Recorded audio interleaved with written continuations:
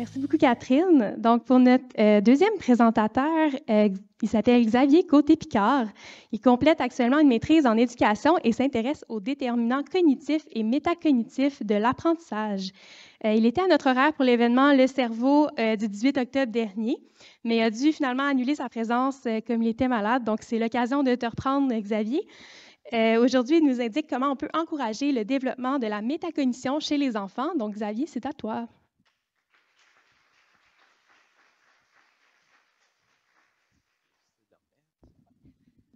Merci beaucoup. Malheureusement, ce ne sera pas la même présentation que j'étais censé faire la dernière fois, mais c'est pas grave, hein? Il y aura toujours occasion de se reprendre.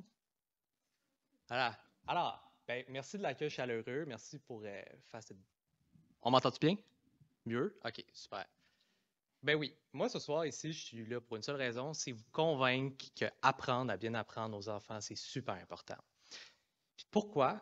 Ben là, je vous mets un peu dans une situation, dans une classe, parce qu'il y a une enseignante qu'on lui demande c'est quoi les difficultés d'apprentissage de tes élèves. Puis là, cette enseignante-là, elle nous dit ben, ils manquent d'autonomie. Ils ont pas, ils comprennent pas beaucoup, ils savent pas comment apprendre dans le fond. Puis ils n'ont pas de bonne méthode ou ils en ont juste pas, ou ils n'ont pas de stratégies qui sont adaptées. Moi, je vous dis, tous ces problèmes-là, il y a un moyen de régler ça, c'est à travers ce qu'on appelle la métacognition. Puis c'est quoi la métacognition? La métacognition, la définition la plus simple que je peux vous donner de ça, c'est penser sur ses propres pensées. Aussi simple que ça. Il y a d'autres choses, par exemple, puis je vais vous expliquer les composantes, mais c'est penser sur ses propres pensées. Mais là, je ne vous laisse pas là-dedans. Moi, je vous présente Timmy. Timmy, c'est un étudiant de troisième année du primaire, puis sa prof lui a demandé de faire une présentation orale sur son animal préféré du Québec. Il a choisi le raton laveur parce que c'est un bon gars. Timmy, ça serait quoi la première étape qu'il ferait dans sa présentation orale? Ben, peut-être que ça serait prendre son bâton de colle puis mettre plein d'images sur son affiche de raton laveur, mais ça serait pas ça qu'il serait censé faire. Il devrait penser, c'est quoi ma présentation orale, j'ai combien de temps pour la faire, comment je m'organise. Tout ça, ce sont des aspects de la métacognition. La métacognition, une de ses composantes qui permet de garder ces aspects-là en tête, c'est ce qu'on appelle les connaissances de la métacognition. Ces connaissances-là peuvent se séparer en trois types de connaissances. La première qui concerne la personne. Timmy ici, il sait qu'il est vraiment pas bon en présentation orale, fait qu'il va faire plus d'efforts pour sa présentation orale. Sur la tâche, il sait qu'une présentation orale de 15 minutes, c'est bien plus difficile qu'une présentation orale de 3 minutes, fait qu'il va s'adapter en fonction du temps. Puis finalement, sur les stratégies, il sait que sa présentation orale, la dernière fois qu'il a faite, il s'est planté solide, fait qu'il ne va pas refaire la même affaire. Maintenant qu'il a toutes ces connaissances-là en tête, ben, ce qui va déterminer s'il va le refaire ou non, ce sont les stratégies métacognitives. Puis les stratégies métacognitives, c'est comment est-ce que Timmy va organiser sa pensée? Comment est-ce qu'il va organiser ça?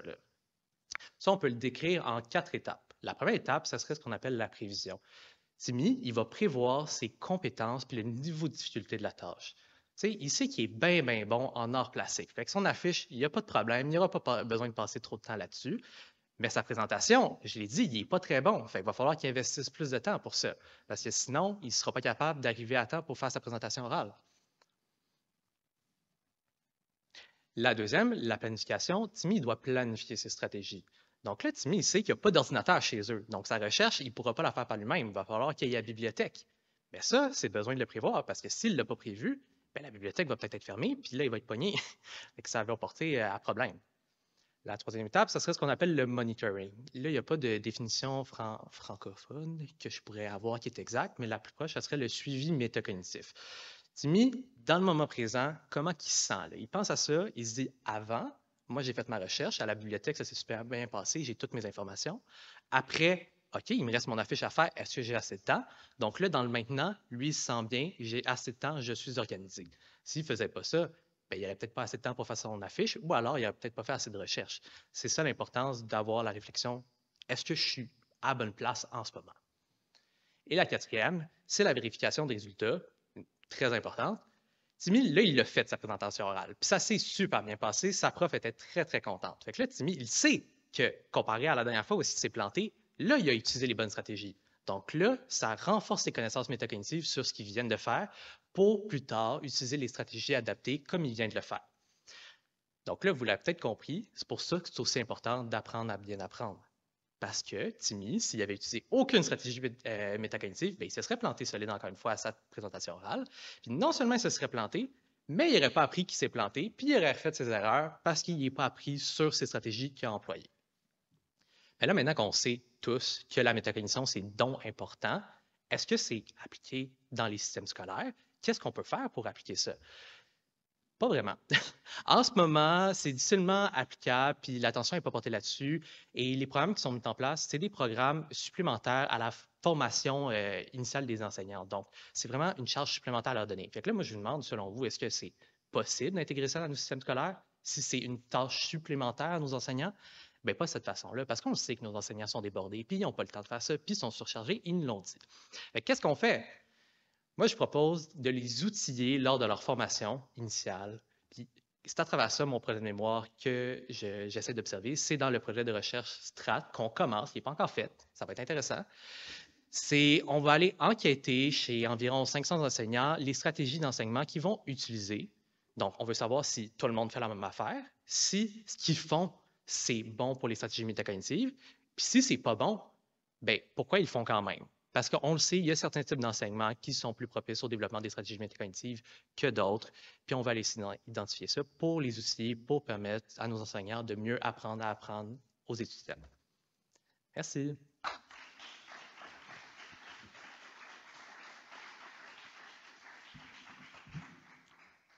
Merci, Xavier. Je vais prendre les questions.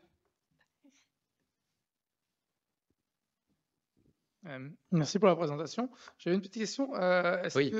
C'est quoi le rôle du jeu? Comment vous l'intégrez dans votre la manière d'apprendre à apprendre? Parce qu'on sait que chez les jeunes enfants, ça se passe beaucoup par le jeu. On voit aussi chez les autres, chez les animaux. Est-ce que c'est quelque chose que vous prenez en compte? Est-ce que c'est quelque chose qui serait comme prolongeable à travers toute la vie d'apprendre par le jeu? J'ai beaucoup survolé l'aspect des types d'enseignements qu'on va faire l'enquête, sur laquelle on va faire l'enquête. Puis effectivement, il y a certains types d'enseignements qui se prêtent à intégrer le jeu et d'autres activités qui demandent la participation de l'enfant.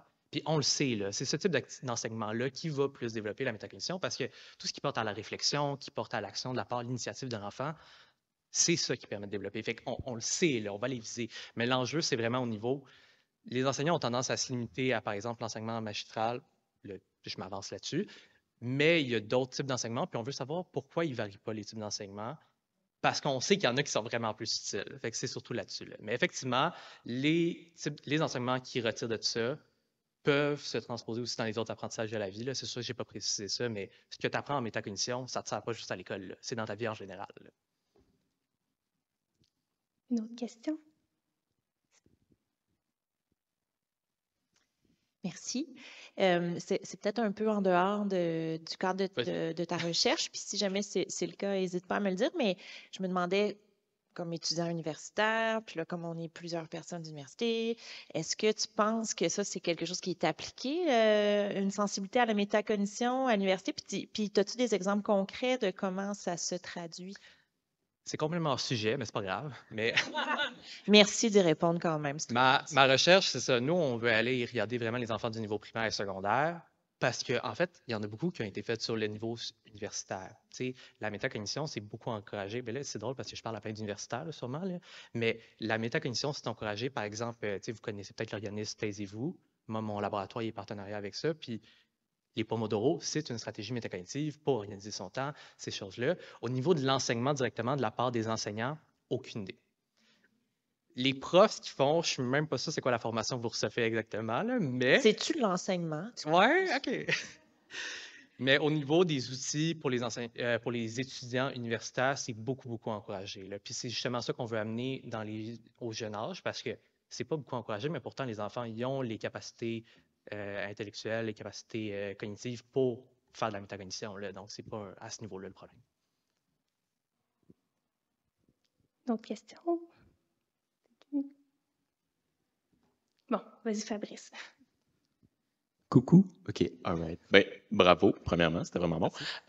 Concrètement, là, on parle beaucoup de la formation des enseignants, mais toi, en classe, tu verrais ça comment? Est-ce que tu verrais ça comme l'intégration d'exercices Tu veux métacognitifs? dire comment ça se déroule de la part de l'enseignant? Ce serait-tu de l'accompagnement? Ce serait-tu des exercices? Comment tu vois ça? Tu sais, justement, j'ai donné l'exemple du type d'enseignement de l'enseignement magistral, mais il y a aussi, par exemple, l'apprentissage par projet.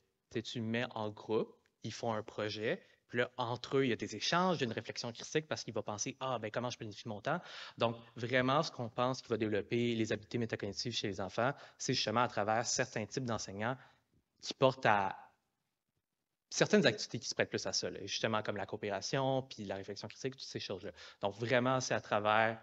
C'est pour ça qu'on fait une enquête, c'est qu'on veut savoir qu'est-ce que les enseignants ils font, puis font-ils la bonne affaire? Puis s'ils font la bonne affaire, ben dites-nous vos trucs parce qu'on veut le dire aux autres enseignants. Fait que c'est vraiment ça qu'on veut aller voir.